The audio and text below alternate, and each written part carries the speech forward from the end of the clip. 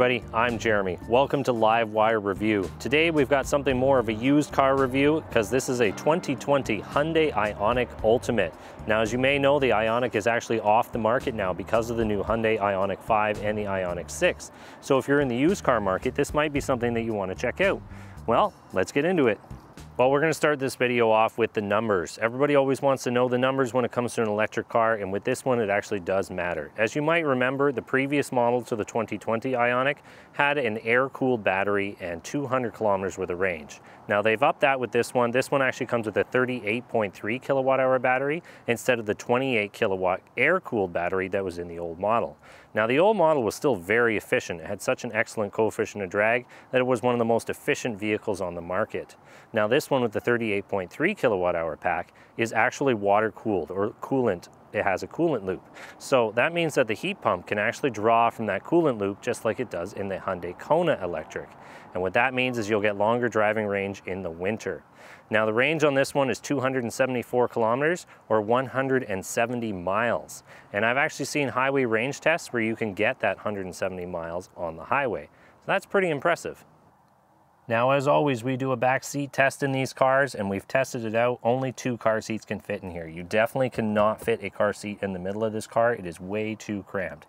And one of my biggest caveats about a car is I have to be able to fit. I'm 6 foot 1 inches tall, and if I sit up perfectly straight, my head is touching the ceiling. So unfortunately, this is not going to work for the taller passengers in the back. But there are a couple of nice features back here. This one does have heated seats in the rear, which is always nice.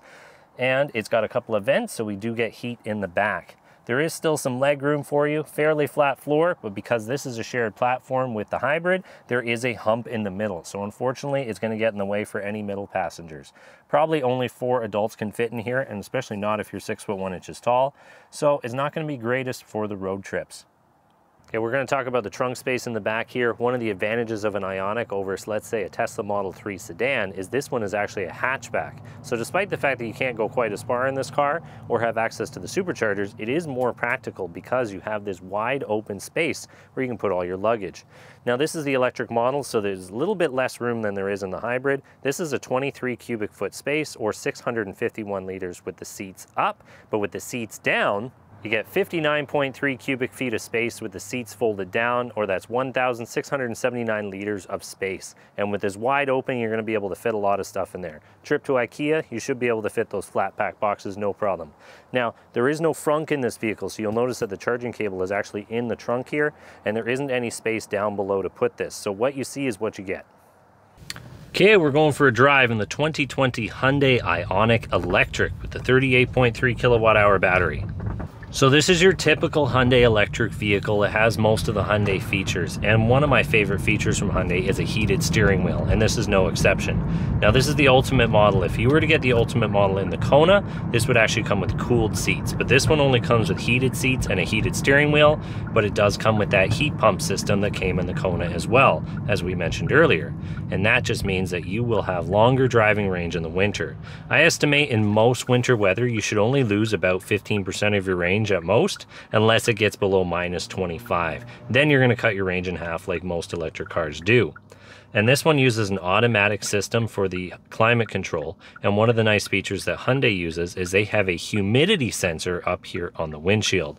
Now because that humidity sensor is there, if you put this thing in automatic, you'll never have foggy windows. I've seen it on a really cold day where a little bit of fog builds up on the windshield, and that humidity sensor notices it and it clears it up right away.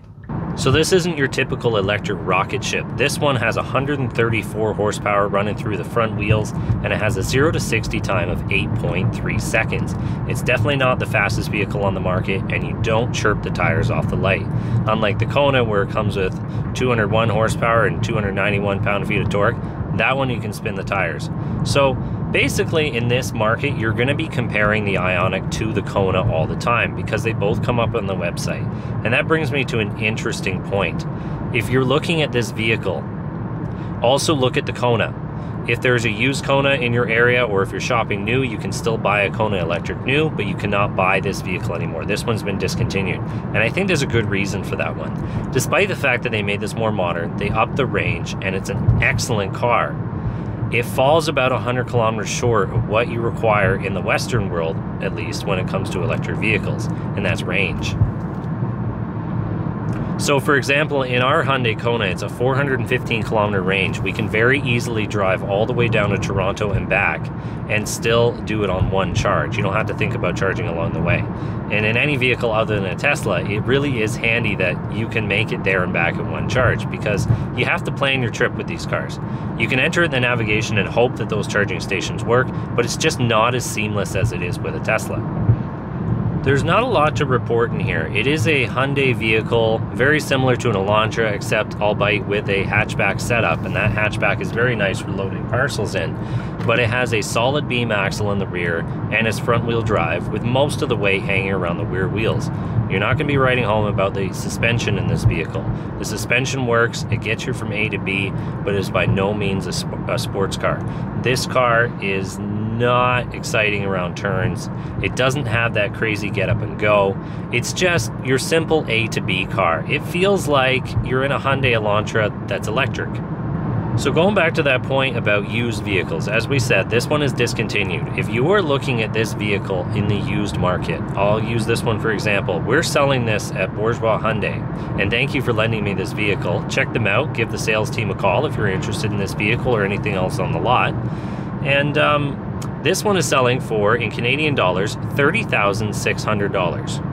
And I've seen recently Hyundai Kona Electric selling for about $36,000 Canadian. So that means there's about a $5,500 difference between the two. This was the same when these vehicles were new. If you factored in the rebate, you could get an Ioniq for around 37 grand Canadian when you included the rebate in. And you could get the Hyundai Kona Electric for about 43,000 Canadian with that rebate rolled in. Now, is it worth the savings? Honestly, I think it's only worth the savings if you can fit it into your lifestyle. It has a 274 kilometer range. The Hyundai Kona has a 415 kilometer range. It can go over 100 kilometers further on a charge. And it's only a few $1,000s more. In this case, about 5,500. In my case, I chose the Kona every time. I've actually had the chance to choose this car or the Kona on a couple of occasions, and I've always chosen the Kona. Even when we're looking for a second vehicle, we did consider a second Kona. We didn't end up getting that. We got a Model 3 long range instead.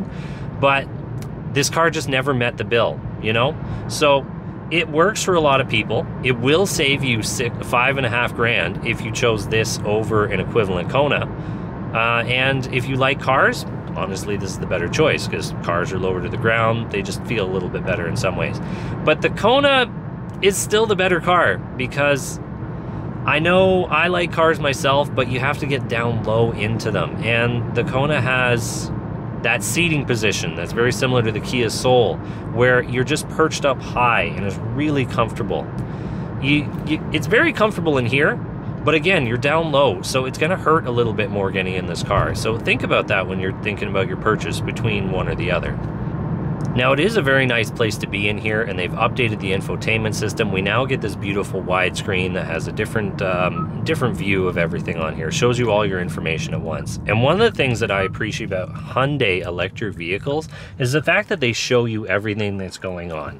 Now, I've made this comparison before with Tesla being like the iPhone and this being like the Android version of a car, and that still stands true to this day, because with an Android setup, you kind of have to figure out more on your own. You have to be more involved with the car in order to figure out what you're doing. Like, for example, right here, I can see everything that's happening. Drivetrain's using 12, 13 kilowatts. The climate's only using half a kilowatt. This is actually where I get most of my numbers for the heat pump. Because if you turn on defrost in the winter, you're going to see about 6,500 watts being used by the electric heater that's in this car. So it does have a backup electric heater. But with the heat pump, it only runs around 2 kilowatts or less. And that's where the savings comes in the winter with this car and with the Kona, is because of that heat pump technology. But for anybody going from an internal combustion engine to one of these vehicles, this is one of the ones to go for. And outside of trying to plan your trip, everything in here is familiar. You have all your normal buttons, you have your host of safety suites, you have LED headlights on the front with automatic high beams, and in Hyundai's defense, they work beautifully. Their radar systems work beautifully, their headlight systems with the automatic high beams work beautifully, the humidity sensor works excellent. They just have everything sorted out. The suspension isn't as exciting as I mentioned, but when it comes to the tech in the car, everything works. The stereo system works, there's no squeaks or rattles. The body gaps on these cars are dead perfect every time they come out of the factory. It's just one of Hyundai's strong suits. I think it comes down to the fact that Hyundai owns their own steel company, so they actually make their own alloys of steel, and they have such an integration with their steel company and their vehicles that they can build such a good chassis on the vehicle.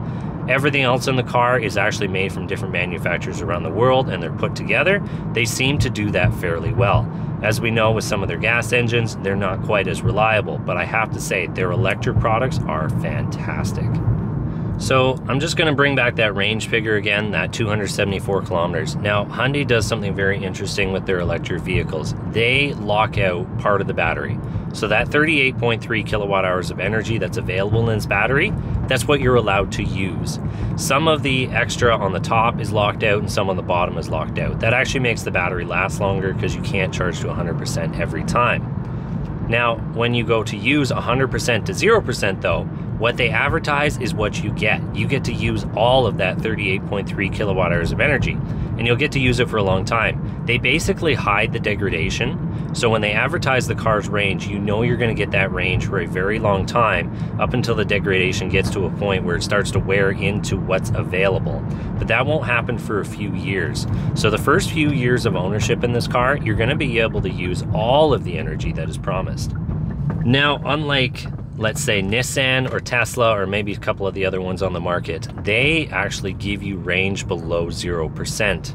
This one does not. In a Hyundai vehicle, if it says 0% on the screen, it means that the car doesn't move anymore. When you hit 0%, you're calling a tow truck. So keep that in mind if you drive a Hyundai electric vehicle, there is no range below 0. So make sure that you charge up before then. So just before we get back and wrap up our final thoughts, I'm just going to mention some of the features that are in this car, because this is where you're going to be spending most of your time, is in the driver's seat. We have heated seats, which I already mentioned, the heated steering wheel, my favorite feature of all time, and we have memory seats. Memory seats are actually kind of funny because the Kona Electric does not come with memory seats, but the Ioniq does. But the Kona comes with a heads-up display and the Ioniq does not.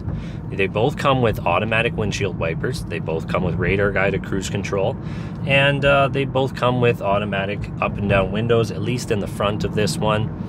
And we got the wireless charger up here. This one is a slanted model rather than the flat one that's in the Kona. This one's a little more ergonomic too. I got my armrest exactly where I want it. I'm able to find a comfortable position to sit in these seats. They're not bolstered like crazy, but like we said before, it's not a sports car.